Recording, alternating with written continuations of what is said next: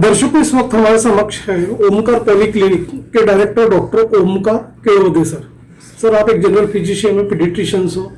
Sir, हम आपसे ये जानना चाहेंगे कि जो low immunity uncontrol blood sugar की वजह से लाइफस्टाइल डिसऑर्डर बढ़ रहे हैं, तो आप ये बताइए किस तरह के पेशेंट्स अपने क्लिनिक में आते हैं, उस बारे में आप बताइए। Regarding to the blood pressure अगर देखा जाए तो ये आज के जनरेशन में एक लाइफस्टाइल डिसीज होना शुरू हो गई है। एक ऐसी लाइफस्टाइल डिसीज जहाँ पर लोग अभी काफ़ी हद तक जागरूक नहीं है उस चीज़ से रिलेटेड। एक लाइफस्टाइल ऐसा बोला जाएगा कि एक कहा जाएगा कि पुराने ज़माने में लोग मेहनत करते थे अपने कुछ लाइफस्टाइल में, जैसे पैदल चलते थे, वॉकिंग करते थे, रनिंग करते थे, एक्सरसाइज करते थे। बट आजकल की जो सुविधाएं बढ़ चुकी है उसकी वजह से लाइफस्टाइल में काफ़ी डिफरेंसेस आना शुरू हो गया है, और इसी डिफरेंसेस की वजह से पेशेंट्स के अंदर में लिपिड प्रोफाइल की मात्राएं बढ़ने लगी है।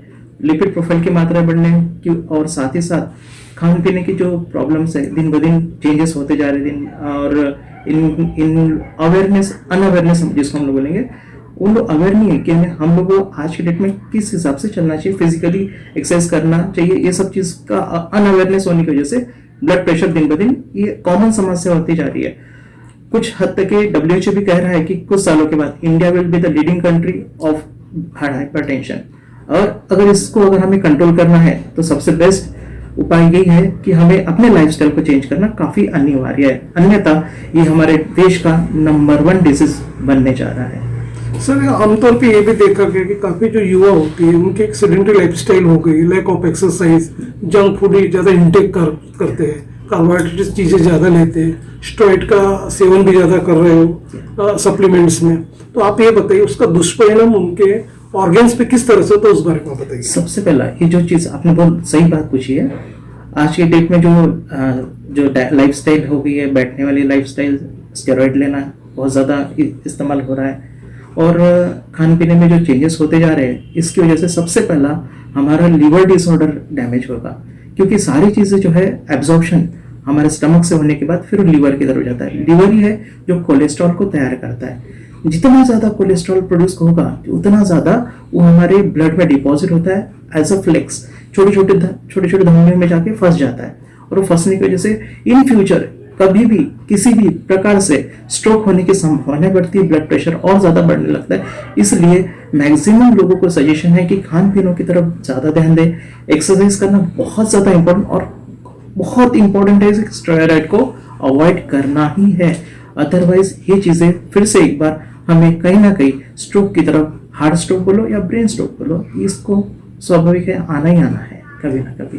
सर, जब हम बच्चों की बात करते हैं तो देखा गया कि इन दिनों जो ट्रेंड चल रहा है वायरल फीवर का या बैक्टीरियल इन्फेक्शंस का जो चल रहा है, उसकी वजह से काफी बच्चे ग्रसित है। एक तो इम्यूनिटी कम होती है, बच्चे उस चीज को फेस नहीं कर पाते हैं। तो आप ये बताइए कि बच्चों को किस तरह से उस चीज का प्रिकॉशंस लेनी चाहिए, उस बारे में बताइए। हाँ, ये बात तो बहुत समस्या वाली बात है अभी, क्योंकि दिन ब दिन जब से कोविड आके गया है, बहुत सारे बच्चों में भी एक प्रकार से स्ट्रेस मतलब बढ़ने लगा है थ्रू द पेरेंट्स। वैसे बच्चों को तो उतना ये नहीं पता कि कोविड क्या होता था, but through parents, through the society, ये सब देखते हुए बच्चे लोग भी मानने लगे कुछ तो भी स्ट्रेस आया है।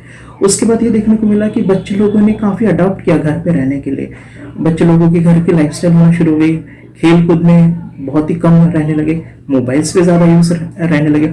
उसके वजह से उनके लाइफस्टाइल पर भी काफ़ी इफेक्टेड होने लगा है, क्योंकि बच्चे लोग आउटडोर गेम्स कम कर दिए और मोबाइल गेम्स की तरफ ज़्यादा बढ़ने लगे। ये रीज़न है कि उन लोगों की इम्यूनिटी दिन ब दिन कम होती जा रही है। सो बच्चों से भी और पेरेंट्स से भी मेरा ये सजेशन है कि कृपया करके बच्चों को जितना ज़्यादा हो सके मोबाइल के रेडिएशंस जिसमें गेम्स होते हैं उससे बचाएं, क्योंकि दिन ब दिन इन रेडिएशंस की वजह से उनका इम्यूनिटी पावर बहुत इफेक्टिव हो रहा है और उनको बहुत सारे वायरल डिसीजेस आ रहे हैं। ये दिन ब दिन ये समस्या बढ़ती जा रही है, उल्टा घटने की वजह ये बढ़ती जा रही है। सो प्लीज करके पेरेंट्स से ये रिक्वेस्ट है कि अपने बच्चों को मोबाइल रेडिएशन से बचाए और आउटडोर गेम्स की तरफ ज्यादा इन्वॉल्व करें, ताकि उनकी इम्यूनिटी स्ट्रांग बन सके, और थोड़ा हो सके तो उनको मेडिटेशन ये लाइफ अपनाने के लिए सुझाव करें। सर, अब जबकि विंटर सीजन शुरू हुआ है, इसमें काफी लोग जो चिकनगुनिया से ग्रसित थे या डेंगू से ग्रसित थे, आज भी देखा गया उनको आर्थराइटिस की प्रॉब्लम है, गाउट्स की प्रॉब्लम है, जॉइंट्स के प्रॉब्लम्स काफी बढ़ रहे हैं। तो आप ये बताइए कि ऐसे लोगों में ये धारणा रहती है कि ठंड की वजह से उन्हें काफी पेन हो रहा है, तो आप ये बताइए किस तरह की एक तरह से आम धारणा है उस बारे में बताइए। हाँ, ये धारणा काफ़ी पुरानी है, काफ़ी काफ़ी प्रचलित धारणा है ये। यानी अक्सर ठंड आया कि joints pain, gout, arthritis, osteoporosis, osteopenia, ये जैसे प्रॉब्लम्स आते हैं। मानता हूँ ये चीज़ें है, लेकिन ये कहीं ना कहीं फिर से एक बार ऑटो इम्यून डिसऑर्डर में ही कहलाता है। ऑटो इम्यून डिसऑर्डर यानी क्या होता है कि हम पहले से ही अपने शरीर का ध्यान नहीं रखते, अपने आहार का ध्यान नहीं रखते, अपने पोषण का ध्यान नहीं रखते।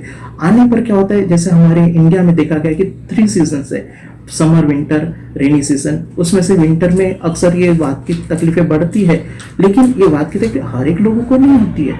वो उन्हीं लोगों को होती है जिनकी auto mean self, immune means immunity power, खुद की इम्यूनिटी पावर जिनकी लो होती है उन्हीं को ठंडी का इफेक्ट ज्यादा महसूस होता है, क्योंकि इन दिनों में कैल्शियम की मात्राएं बहुत ज्यादा जरूरी होती है। तो उनका आहार वैसा नहीं होता, और आहार वैसा नहीं होता इसलिए उनको इस प्रकार की बात की शिकायतों को ज्यादा झेलना पड़ता है। इसलिए बेटर है कि पहले से ही अपने बॉडी को स्टेबिलिटी बना के रखे, स्ट्रांग बना के रखे, ताकि किसी भी प्रकार का मौसम आए तो भी हमारी बॉडी ससेप्टेबल रहे उस चीज को हैंडल करने के लिए। शहर, विदर्भ और इंटरस्टेट के दर्शक डॉक्टर केलवत सर आपको लाइव देख रहे हैं। आपका फोन नंबर और आपका एड्रेस भी हमारे स्क्रीन पर रोल आउट हो रहा है, उसे देख के आपसे वे डायरेक्ट संपर्क कर सकते हैं। Yes sir. तो सर, चलते चलते हमारे जो दर्शक है, खासतौर पे जब महिलाओं की बात करते हैं तो महिलाओं में देखा गया कि 40 के बाद ऑस्टियोपोरोसिस के प्रॉब्लम्स काफी बढ़ रहे हैं। Yes sir. फ्रोजन शोल्डर्स की भी प्रॉब्लम्स काफी बढ़ रहे हैं। तो आप ये बताइए किस तरह से उन्होंने उस चीज का बचाव करना चाहिए, उस बारे में बताइए। यस सर, बहुत अच्छा क्वेश्चन है सर। मेरे हिसाब से 40 एंड अबव तो है जिनको ये लाइफस्टाइल की वजह से आज ऑस्टियोपोरोसिस वगैरह जो आफ्टर 40 ईयर्स के बाद में जो फीमेल में प्रॉब्लम आना शुरू हो गई है। सबसे पहला बेस्ट सजेशन है कि सबसे पहला मन का ध्यान और तन का ध्यान। मन के ध्यान में आपको रोज डेली 5 मिनट तो भी या 10 मिनट तो भी मेडिटेशन करना बहुत अनिवार्य है। इससे बेनिफिट क्या मैं आपको बताता हूँ। जब भी हम मेडिटेशन करते हैं हमारे ब्रेन में ऑक्सीजन 100% आना शुरू होता है। जैसे जैसे हमारे ब्लड में ऑक्सीजन, ब्रेन में ऑक्सीजन आना शुरू होता है, सो हमारे बॉडी के सारे सेल्स एक्टिवेट हो जाते हैं। जितने सेल्स एक्टिवेट होते हैं उतना CO2 बाहर आना शुरू होता है, और जितने सेल्स के अंदर ऑक्सीजन जाता है वैसे वैसे हमारे ब्रेन की कैपेसिटी बढ़ती। ब्रेन की कैपेसिटी बढ़ती तो हमारे बॉडी के अंदर फ्रेशनेस आने लगता है। फ्रेशनेस आने का फिर हमारी सोच अलग टाइप की बनती है। हमें आहार कौन सा लेना है, हमें एक्सरसाइज करना है, नहीं करना है, ये सारी सोच अपने आप बनती है। अगर ब्रेन स्ट्रांग नहीं तो बॉडी स्ट्रांग नहीं, इसलिए सबसे पहले ब्रेन को स्ट्रांग बनाना जरूरी है। उसके लिए डेली मेडिटेशन ऑफ लाइफस्टाइल। उसके बाद हम आते हैं बॉडी की तरफ। बॉडी की तरफ अगर देखा जाए तो डेली थोड़ा मॉर्निंग एक्सरसाइज में मॉर्निंग वॉक होना जरूरी है। प्राणायाम करो, योगा करो, लेकिन करना बहुत अनिवार्य है, नहीं तो 40 साल के बाद होने वाली बीमारियां ये आजकल कॉमन हो जाएगी। ऑस्टियोपीनिया, ऑस्टियोआर्थराइटिस जैसी बीमारियां दिन ब दिन बढ़ती जाएगी।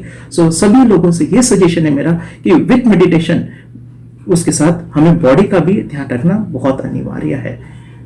सर, ओमकार पॉलीक्लिनिक एक खापरखेड़ा में काफी चर्चित नाम है लोगों के बीच में। काफी पेशेंट्स आपके यहाँ पे रिकवर होकर गए हैं। उनका अनुभव भी हम लोगों ने लिया हुआ है।